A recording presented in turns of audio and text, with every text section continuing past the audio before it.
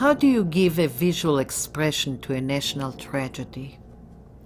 To a horrific happening that hits you and changes your perception of life, even when you yourself have not been hurt?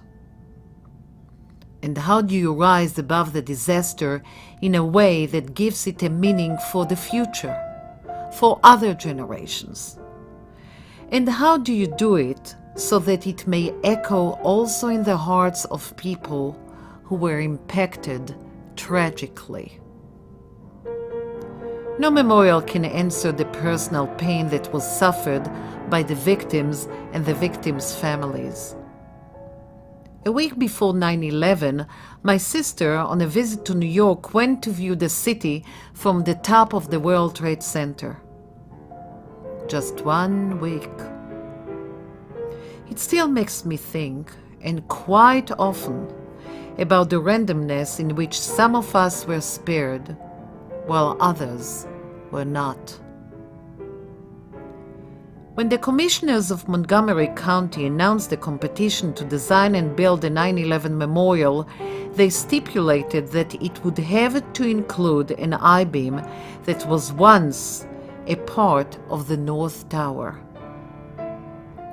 The I-beam provided the memorial with an immediate and direct connection to 9/11, contextually and visually. Like the tower from which it came, the I-beam is a victim and a symbol. Like the towers, it became an unwilling participant in the horrors of the day. When I first saw the I-beam, it was lying on its side on the floor at the Firefighters Academy in Norristown, next, so symbolically, to a fire engine. The exploding fire has torn and twisted it beyond any resemblance to its original shape. Rather than industrial, it looked vulnerable, human, almost fetal. So different from what we are accustomed to in city construction. It was such a special moment, almost holy, as if time had stopped, and I went down on my knees and caressed it. I lived with the I-beam for a long time, and it never became inanimate. The association to the horror made it so powerful and still so poignant that one could argue that just anchoring the I-beam could have been enough to serve as a memorial. But I wanted to expand beyond. I wanted to say something about the transformation, the embedding of the event in our memory, the way it rises into it, the way it may shape our future by becoming part of it, the solace we may arrive at some point, the strength we acquire every time we go through fire, the hope that we will always rise and rise stronger no matter what comes our way. The movement of the memorial was also born out of the shape of the I-beam. Looking at the I-beam, I realized that the gravity center fell outside its curve. This gave me a great opportunity to create a tilted memorial, a memorial that will have every component shoot into the sky in a diagonal direction, so dramatic and different from the traditional 90-degree position we are accustomed to see. When the I-beam was brought to my studio, it was too large to be moved in. I built a scaffolding system 20 feet tall, and the I-beam was attached to it with chains and raised or lowered by a pulley. The image of the I-beam that I first saw on the internet when the international competition to build a 9/11 memorial was announced was so strong that immediately I saw it raised to the sky by a huge pair of hands. The cuddling of the beam by the hands expressed poignancy.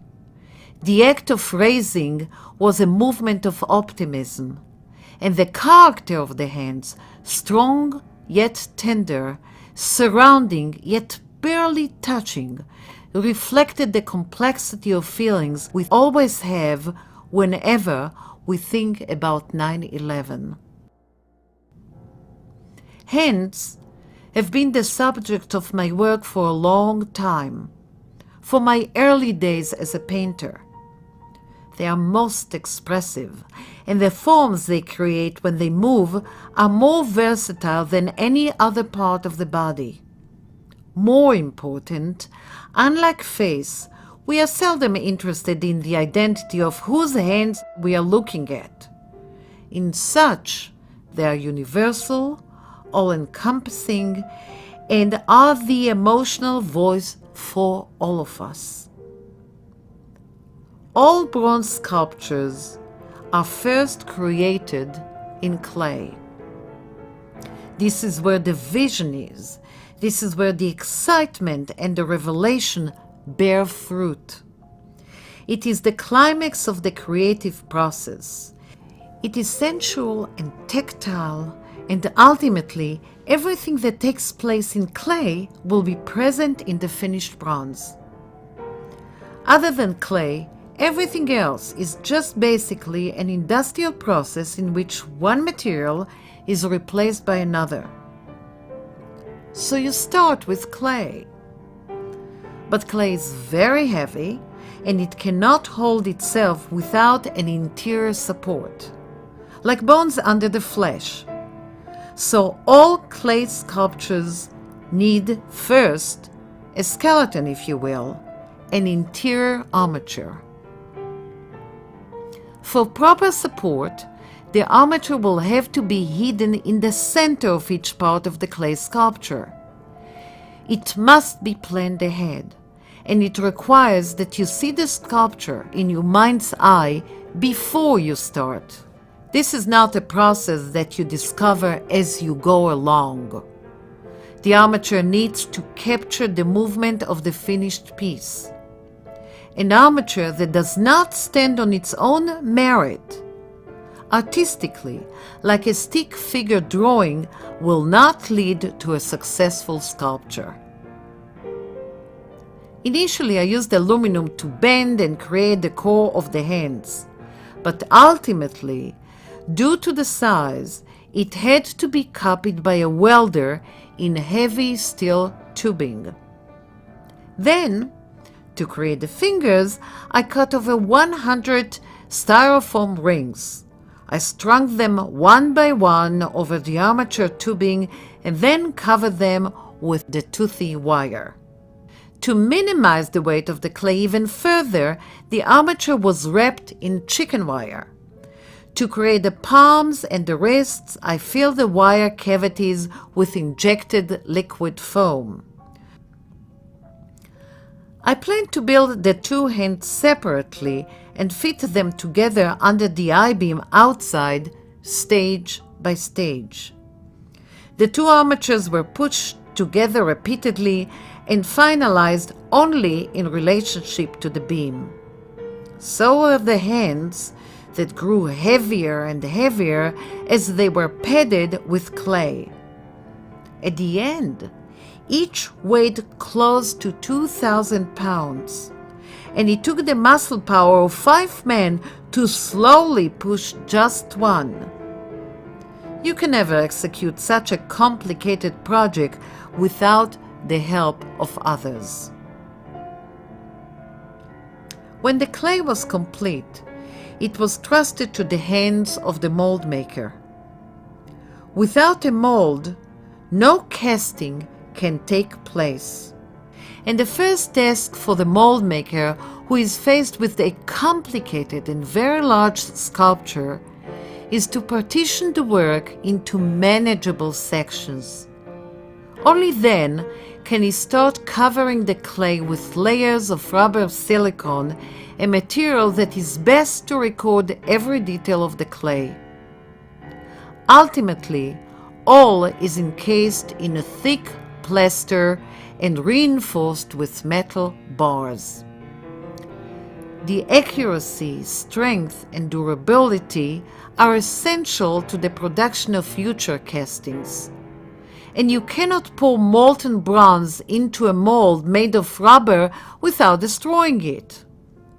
So there's a middle stage of creating a replacement of the mold that will be able to withhold the heat. Using the mold, you replicate the clay sculpture in wax and create around it another skin that can be placed in the hot furnace. But each time you replace one material with another, you need to evaluate the transition, and I always spend days in the foundry reworking the wax in order to melt away rough edges that could be forgiven in the soft clay. When the wax is finished, it is cut even into smaller sections in order to fit into the furnace and facilitate even temperature throughout the casting. Then the pieces are gated with a piping system through which the melted wax will pour out, the molten bronze will pour in, and the gases will be allowed to escape. When completed, each section is dipped in a sand bath that will finally harden into a ceramic shell. It is quite exciting to witness the firing and the pouring of the bronze. The heat melts the wax, hence the name lost wax method, and the cavity of the ceramic shell is filled with red, hot bronze. Only when the metal cools, it solidifies. Breaking the ceramic shell and discarding the gating and letting the golden sculpture appear into daylight is always connected in my mind to birth. The hands were cast in 23 pieces. Welding them together was not an easy task. Unfortunately, the heat always causes some distortion, and it takes great skills and experience to join the pieces and bring them back into their original shape. It is a technique that requires great precision, which is very difficult when the sculpture is not just large and heavy, but is also angled with delicate touching points. Eventually, each welded seam has to be chased and grinded so that no evidence is left of the constructing process. When the metalwork was completed, the two hands looked as if they were made of gold, which is the natural color of bronze created by its mixture of copper, zinc, and lead. Under torch heat, we applied layers and layers of different acids that created a dark pigmentation of rich patina that would enable the bronze to resist the corroding outside elements for years to come. The same process that was applied to the hands was repeated with the other parts of the memorial. Their hands were to rise over a tilted square column that was anchored to a huge disc. They both were welded directly from bronze sheets that were delivered from Colorado, and they needed an interior structure of web-like stainless steel grid to sustain the weight of over 10,000 pounds and the height of close to 18 feet that was compounded by the tilted angle. The part of the memorial, the steel I-beam that was protected from future rust by layers of lacquer, the bronze hand attached to the bronze square column, and the bronze disc were transported to the site separately by crane and trucks. The size inhibited us from using the highway, so for hours we drove through slow, narrow country roads. When we reached Norristown, The nearby streets were closed to local traffic, and the cranes were used to lower the parts onto the Plaza Courthouse, where it took days for the memorial to be reassembled and retouched. In reflecting on 9/11, I wanted to commemorate not just the victims, but also the so many acts of heroism and courage that were carried out by the first responders, the firefighters, the police, the medics, and the countless volunteers. In remembering, you give life. In commemorating, you lift. As sad and horrific as it was, the essence of the memorial lies in its movement. Two strong hands are lifting an icon of the tragedy. This is what I hope to end up conveying, the lifting.